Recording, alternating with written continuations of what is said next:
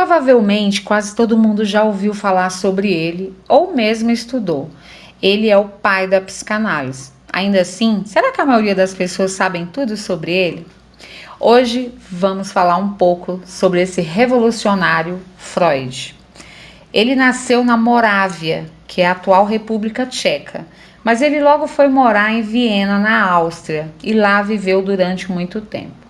Ele nasceu em 1856 e viveu na Áustria até 1938, quando foi para a Inglaterra, e lá morreu aos 83 anos em 1939. Nascido em uma família de judeus e, portanto, ele próprio era na região, ele só tinha duas opções para se formar: ou ele podia fazer direito ou medicina.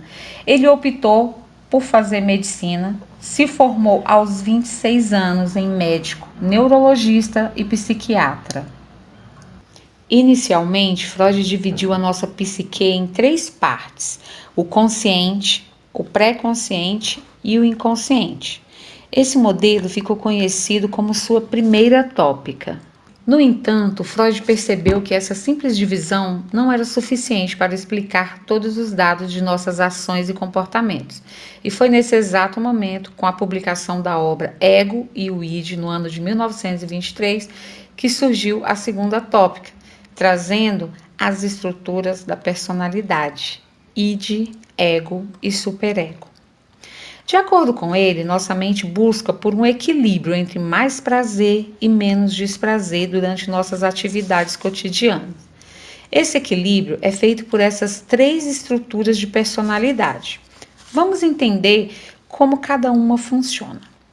O id é a estrutura mais primitiva que temos. É a parte onde habita nossos desejos, fantasias mais incomuns fora da realidade possível.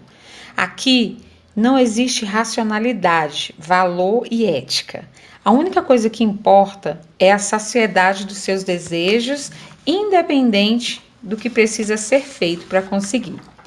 Basicamente, funciona como uma criança mimada, o qual busca seus desejos através da birra e da raiva.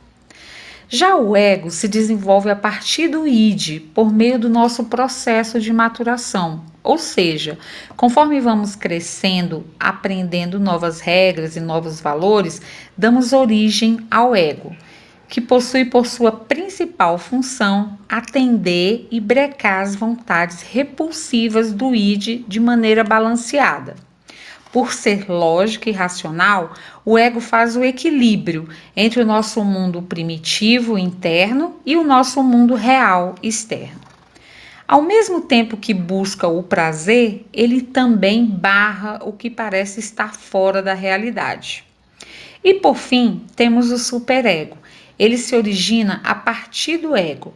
O superego funciona como um juiz de nossas ações e comportamentos. Ele é como se fosse nossa constituição pessoal, onde moram nossas leis e valores. É o grande responsável pelos sentimentos de culpa e remorso por maus comportamentos e de orgulho e felicidade por bons comportamentos. Sua formação é construída pela cultura ao qual a pessoa está inserida e principalmente sobre sua família.